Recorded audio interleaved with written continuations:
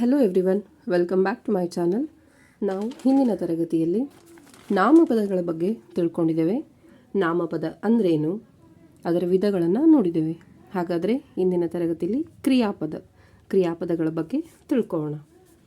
ಒಂದು ವಾಕ್ಯದಲ್ಲಿ ಪೂರ್ಣಗೊಂಡ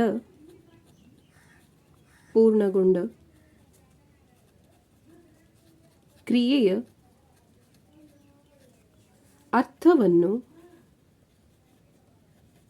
ಅರ್ಥವನ್ನು ಕೊಡುವ ಪದವನ್ನು ಕ್ರಿಯಾಪದ ಎನ್ನುವರು. ಹಾಗಾದರೆ ಕ್ರಿಯಾಪದ ಅಂದ್ರೆ ಏನಂತ ನೋಡಿದ್ವಿ. ಕ್ರಿಯಾಪದದಲ್ಲಿ ಯಾವ್ಯಾವ ಅಂಶಗಳು ಇರಬೇಕಂತ ನೋಡೋಣ. ಒಂದು ವಾಕ್ಯ ಸಂಪೂರ್ಣ ಅರ್ಥವನ್ನು ಕೊಡಬೇಕಾದರೆ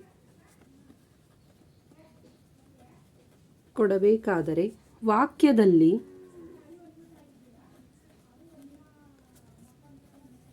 ಕರ್ತು, ಕರ್ಮ ಹಾಗೂ ಕ್ರಿಯಾಪದವು ವ್ಯವಸ್ಥಿತವಾಗಿರಬೇಕು. ಹಾಗಾದರೆ ಈಗ ಉದಾಹರಣೆಗಳನ್ನು ನೋಡೋಣ. ರಾಮನು ಕಾಡಿಗೆ ಹೋದನು, ಹಾಗೆ ತಾಯಿಯು ಅಡುಗೆಯನ್ನು ಮಾಡುತ್ತಾಳೆ. ಇದರಲ್ಲಿ ರಾಮನು ಕರ್ತೃ, ಕಾಡಿಗೆ ಅನ್ನೋದು ಕರ್ಮ, ಹಾಗಾಗಿ ಹೋದನು ಅನ್ನೋದು ಕ್ರಿಯಾಪದವನ್ನು ಸೂಚಿಸುತ್ತದೆ. ಹಾಗೆಯೇ ಇಲ್ಲಿ ತಾಯಿ ಅನ್ನೋದು ಕರ್ತೃ, ಅಡುಗೆ ಅನ್ನೋದು ಕರ್ಮ, ಹಾಗೆ ಮಾಡುತ್ತಾಳೆ ಅನ್ನೋದು ಕ್ರಿಯಾಪದಗಳನ್ನು ಸೂಚಿಸುತ್ತದೆ. ಈಗ ಧಾತುವಿನ ಬಗ್ಗೆ ತಿಳಿದುಕೊಳ್ಳೋಣ. ಧಾತು ಕ್ರಿಯಾಪದದ ಮೂಲ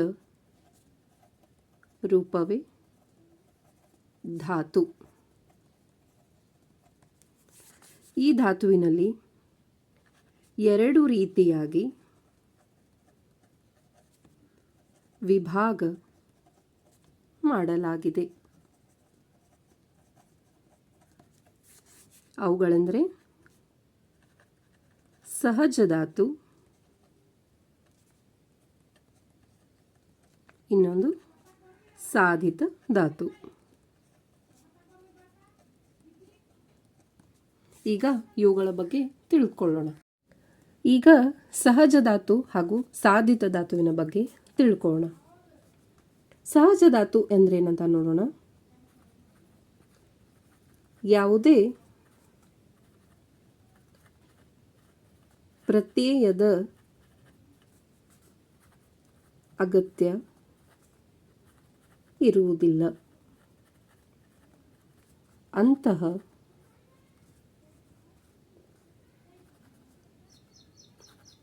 ಅರ್ಥ ಕೊಡುವ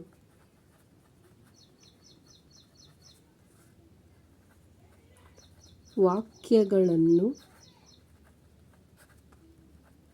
ಸಹಜ ಧಾತು ಎನ್ನುವರು. ಹಾಗಾದರೆ ಸಾಧಿತ ಧಾತುವಿನ ಬಗ್ಗೆ ನೋಡೋಣ. ನಾಮ ಪ್ರಕೃತಿಗೆ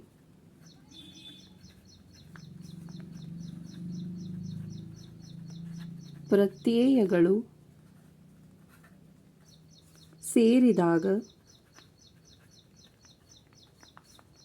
ಆಗುವ ವಾಕ್ಯಗಳನ್ನು ಸಾಧಿತ ಧಾತು ಎನ್ನುವರು. ಈಗ ಉದಾಹರಣೆಗಳ ಬಗ್ಗೆ ನೋಡೋಣ. ಸಹಜ ಧಾತುವಿನ ಉದಾಹರಣೆ ನೋಡೋದಾದರೆ ಇವುಗಳು ರೂಢಿಯಿಂದ ಬಂದಿರುತ್ತವೆ. ಇವುಗಳಿಗೆ ಯಾವುದೇ ರೀತಿ ಪ್ರತ್ಯಯಗಳು ಸೇರಿರುವುದಿಲ್ಲ. ಹಾಗಾಗಿ ಮಾಡು, ಬಳಸು ಹಾಗೆ ಗುಡಿಸು ಇವುಗಳನ್ನು ನಾವು ಪ್ರತ್ಯಯಗಳಿಲ್ಲದೆ ಹೇಳ್ಬೋದು. ಈಗ ಸಾಧಿತ ಧಾತುವಿನ ಉದಾಹರಣೆ ನೋಡೋದಾದರೆ ಮಾಡು ಪ್ಲಸ್ ಇಸು, ಮಾಡಿಸು, ಹಾಗೆ ಸುಖ ಪ್ಲಸ್ ಪಡು, ಸುಖಪಡು. ಈ ರೀತಿಯಾಗಿ ಪ್ರತ್ಯಯಗಳು ಸೇರಿ ಓದುವುದನ್ನು ಸಾಧಿತ ಧಾತು ಎಂದು ನಾವು ತಿಳ್ಕೊಬೋದು. ಧಾತುವಿನಲ್ಲಿ ಎರಡು ರೀತಿಯಾಗಿ ಭಾಗ ಮಾಡಿರ್ತಾರೆ. ಮೊದಲನೆಯದಾಗಿ ನೋಡಿದ್ವಿ ಸಹಜ ಧಾತು ಹಾಗೂ ಸಾಧಿತ ಧಾತು. ಈಗ ಧಾತುವಿನ ಎರಡನೇ ಭಾಗ ನೋಡೋಣ, ಸಕರ್ಮಕ ಧಾತು ಹಾಗೂ ಅಕರ್ಮಕ ಧಾತು. ಯಾವ ಪದಕ್ಕೆ ಕರ್ಮಪದ ಬೇಕೋ ಆ ಪದಕ್ಕೆ ಸಕರ್ಮಕ ಧಾತು ಎನ್ನುವರು. ಹಾಗೆ ಯಾವ ಪದಕ್ಕೆ ಕರ್ಮಪದ ಬೇಡವೋ ಆ ಪದಕ್ಕೆ ಅಕರ್ಮಕ ಧಾತು ಎನ್ನುವರು. ಇವುಗಳ ಉದಾಹರಣೆಗಳನ್ನು ನೋಡೋಣ. ಕುಡಿ, ಓದು ಇವು ಸಕರ್ಮಕ ಧಾತುವಿನ ಉದಾಹರಣೆಗಳು. ಅಕರ್ಮಕ ಧಾತುವಿನ ಉದಾಹರಣೆ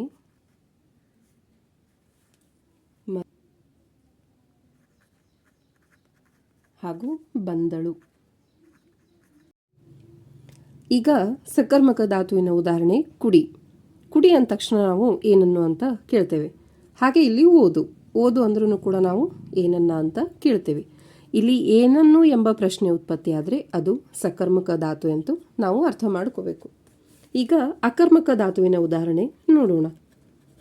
ಮಲಗು ಹಾಗೆ ಬಂದಳು. ಇಲ್ಲಿ ಮಲಗು ಎಂದ ತಕ್ಷಣ ನಾವು ಏನನ್ನು ಅಂತ ಕೇಳಲು ಬರುವುದಿಲ್ಲ. ಮಲಗು ಅಂದರೆ ಯಾಕೆ ಮತ್ತು ಎಲ್ಲಿ ಅಂತ ಕೇಳ್ಬೋದು. ಹಾಗೆ ಬಂದಳು ಅಂದ ತಕ್ಷಣ ಯಾವಾಗ ಹಾಗೂ ಎಲ್ಲಿ ಅಂತ ನಾವು ಪ್ರಶ್ನೆ ಮಾಡ್ಬೋದು. ಈಗ ಇಲ್ಲಿ ಸಕರ್ಮಕ ಧಾತುವಿನಲ್ಲಿ ಏನನ್ನು ಎಂಬ ಪ್ರಶ್ನೆ ಉತ್ಪತ್ತಿ ಆದರೆ ಅದನ್ನು ಸಕರ್ಮಕ ಧಾತು ಎನ್ನುವರು. ಹಾಗೆ ಏನನ್ನು ಅನ್ನೋದನ್ನು ಬಿಟ್ಟು ಯಾಕೆ, ಎಲ್ಲಿ, ಹೇಗೆ ಅಂತ ಪ್ರಶ್ನೆ ಉತ್ಪತ್ತಿ ಆದರೆ ಅದನ್ನು ಅಕರ್ಮಕ ಧಾತು ಎನ್ನುವರು. ಇದನ್ನು ತುಂಬ ಸಿಂಪಲ್ ಆಗಿ ಕಂಡುಹಿಡಿಬೋದು. ನೋಡಿದ್ರಲ್ಲ, ಇವುಗಳು ಸಕರ್ಮಕ ಹಾಗೂ ಅಕರ್ಮಕ ಧಾತುವಿನ ಬಗ್ಗೆ ಉದಾಹರಣೆಗಳಾಗಿವೆ. ಹಾಗಾದರೆ ಈ ತರಗತಿಯಲ್ಲಿ ಕ್ರಿಯಾಪದ ಅಂದ್ರೇನು, ಧಾತು ಎಂದ್ರೇನು, ಧಾತುವಿನ ವಿಧಗಳ ಬಗ್ಗೆ ತಿಳ್ಕೊಂಡಿದ್ದೀವಿ. ಹಾಗೆ ಮುಂದಿನ ತರಗತಿಯಲ್ಲಿ ಕ್ರಿಯಾಪದಗಳ ವಿಧಗಳ ಬಗ್ಗೆ ತಿಳಿದುಕೊಳ್ಳೋಣ. ಧನ್ಯವಾದಗಳು.